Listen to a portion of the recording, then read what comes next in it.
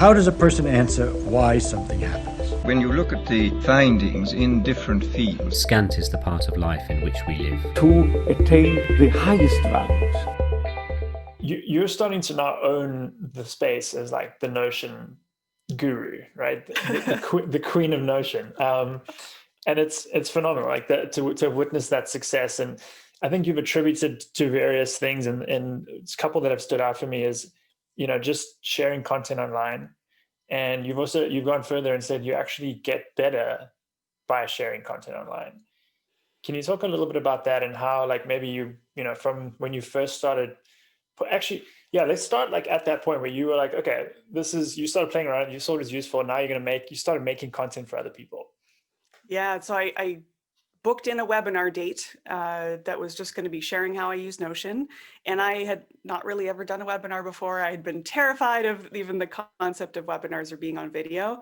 But I was getting so many questions because I'd been talking about it with friends and sharing it with clients. And I felt like I was always talking about it. I was so excited about it. I wrote this gigantic blog post that was like one tool to rule them all. And I think I maxed out my referrals with that one blog post very, very quickly. And I think that kind of put me on Notion's radar. Yeah.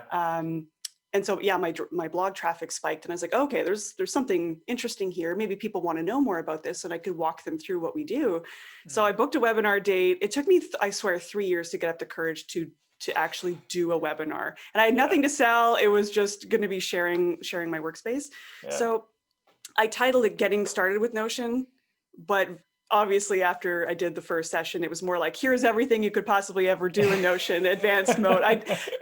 And that's, again, a testament to the learning. Like, I actually had to change the title because when I did post that on YouTube, people were like, this is not a getting started. Like, this is bullshit. And I was like, I'm sorry. And I was like, well, that's really good feedback. That's good to know. I forgot what it was like to be a beginner. I had to roll back a little bit. And I was like, okay. So people were like, holy crap, galaxy brain. But like, how do you do that? And so YouTube became the place where I was like, oh, I need to fill in the gaps of all those questions of things that I thought were really straightforward, but I just forgot that I'm so comfortable with software that it's a pretty new tool. And if you aren't familiar with things like that, of course, it's majorly intimidating. And so I was like, okay, YouTube channel it is. And I'd gone to a mastermind, and Joel Hooks was like, you need to double down and do a YouTube channel on this. And I was like, really? Like, but do I want to go all in on Notion? Like, do I want to be known for a tool? Yeah. I was very nervous about that because a lot of my work is very strategic. And for me, it's not really about Notion, even though it's the easiest kind of low-hanging fruit way to talk about the tool, but the tool is in service of something else. Yeah. So it's that, like, sell them what they want, give them what they need kind of thing. Yeah. Yeah. So I really wrestled with that for a while about whether I should double down on this and whether I wanted to get associated with the tool. It was a bit of a risk. And then I thought, what's the worst that could happen? This is a chapter of my life. I see where it goes. Let's try it. I've literally never niched ever. Like I've just never been that excited about something to really go all in on it. I've always kind of thought of myself as a generalist. I do think that's probably why the tool, like why my skills maybe lend themselves really well to teaching the tool. So yeah, double down on it. And I just decided if I'm going to do this YouTube thing, I'm going to make a video every week for, I think it was 12 weeks. That was my goal. Can I make 12 videos every week? Let's go. At the same time, the COO of Notion reached out and was like, hey, we see what you're doing. Like, maybe there's a way to collaborate, and office hours emerged. So suddenly I went from doing no videos ever, like kind of hiding on the internet a little bit, hiding behind Twitter, to 2 videos a week, every week for, 3 months, 4 months. And so I think in, 3-4 months, I went from 100 YouTube subscribers to 10,000 very quickly. I was like, what just happened? And now people are, I didn't have proper video equipment or anything, so I'm just making these crappy little videos that are pretty low quality, and sometimes my mic wasn't hooked up or something like that. So suddenly videos that have 100,000 views, someone's like, her hair is really messy, this is terrible. And so I had to very quickly get used to, like, the volume of people watching the videos compared to my experience level was like so disparate. I'm like, oh, I'm having to catch up very, very quickly. So what did that learning process look like, I guess? Because you must have been learning on the fly, right? As you're making a new video, you're putting new stuff in that you learned that week. Yeah. Oh yeah. And then you're having to make sure your space is clean enough and that you're like not showing too much personal data. And then, Yeah. there's just so Yeah. much to figure out to make sure that it's ready, it's prepped and ready to share. And then editing and like what tools do I use and learning about YouTube and thumbnails and like, the whole deal. There's so many moving parts to learn. Yeah. And so all I focused on was shipping. It was like, what are the like quick tips or things that I could share? And I knew if I overthought it, if I worried too much about storytelling and editing and B-roll, it was never going to ship. So most of them are very simple, my head in the bottom, and just sharing a very specific thing of how to do something in Notion. And in the last year of doing, it's been maybe 14 months of YouTube videos, my most popular video is still one of the first ones that I did, which is how to make a weekly agenda in Notion. Every week, it is still the most watched video. So like, there's an opportunity I haven't gotten to, but I should be recording probably a whole Skillshare course on that, right? But it's like one thing at a time. It has been a lot of learning, and I had client work at the time. I had a course idea, so I'm like, okay, I'm going to have to ruthlessly prioritize if I'm going to make a product around this. Yeah. I'm just writing down another question for later. Have you looked back at your videos now and thought about structuring them in a series? Like in series is like putting some like curriculum design to it.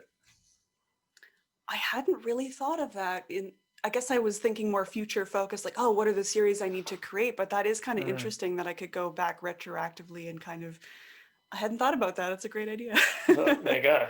A little learning pathway. Yeah. Yeah. So what's cool about what you did? So there's two key components to deliberately practicing and to attaining mastery over something. And one of them is these feedback loops where you talked about that. And another key component is getting outside your comfort zone. You talked about this 12-week challenge that you put yourself through. I've heard you mention other challenges that you've done. Like that seems to be a sort of a theme. How important is that to you? Like kind of putting yourself out of your comfort zone so that you learn. I think maybe I didn't realize it, but it is, when I look back, I feel like my, adult life is a series of these, I'm afraid of this thing. Okay, let's tackle the thing. Okay, I'm afraid of this. Let's what needs to be done to overcome that. And I didn't really realize that, I guess that's a thing I do. I hate being held back by fear. Public speaking and presenting and being on video is something I've spent 5-10 years working on because I was always so afraid to be, even on Zoom calls with clients, I wanted to just kind of hide behind email. Why can't we just do the project by email, right? Which is so silly. And so I knew that this was holding me back. And so I try to find creative ways to set up projects for myself and set up challenges for myself. And I think also when everyone's different, but when I share publicly, hey, I'm going to do this for the next 12 weeks, look out for my videos, then I feel accountable to other people. So I follow through on that. So same with the 100-day, it was a 100-day challenge. I think it started on Instagram, and you could just choose whatever you wanted to do for 100 days in a row. It could be a tiny action. It could be something big.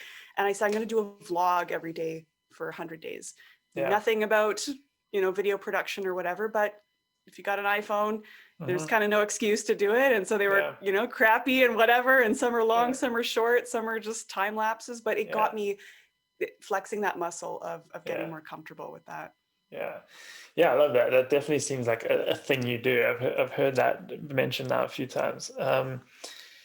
So you got better and better by creating content. You put yourself out of the comfort zone. You do 100 vlogs in a row, you're doing 12 weeks of these videos, like you're getting better, you've got that feedback loop going. Like how much of that have you baked into your course? Your courses, and you've made a lot of courses. Yeah, I mean, I think, I guess I don't necessarily think of it super consciously in a way, but I think anytime I'm learning something, it just integrates into everything that I'm doing, right? So translating that knowledge into producing better videos or trying to remember the things that people are adding as comments on the videos and being like, oh, that actually wasn't super clear. I need to make sure that when in the course, I'm not overwhelming them with that. And so I'm always, I think, keeping that stuff in mind. It's always top of mind to be listening to that feedback and just notice what's working, notice what feels like there's tension, and then use that to improve the course. I mean, the course is not a set it and forget it thing. Like I feel like I'll probably be tweaking that thing till the till the end of time, or as long as it exists, because the more students go through it, the more I notice where there's gaps, the more I say, oh, you know what? Maybe the learning path needs to be readjusted, or maybe I need to do a better job of asking better questions and getting better feedback from the course and that sort of thing. So even like we opened up a community last month. So it was more like a forum based in Notion, and now it's a circle community. And so shifting that, you can already see different energy, right? So, this is a positive move. So I think of everything as an experiment. Every business decision that I make, it's a hypothesis. Let's see if it works or not. And then there's no such thing as failure. Like, that's interesting information. What can I do with this? You've learned something. Yeah, exactly.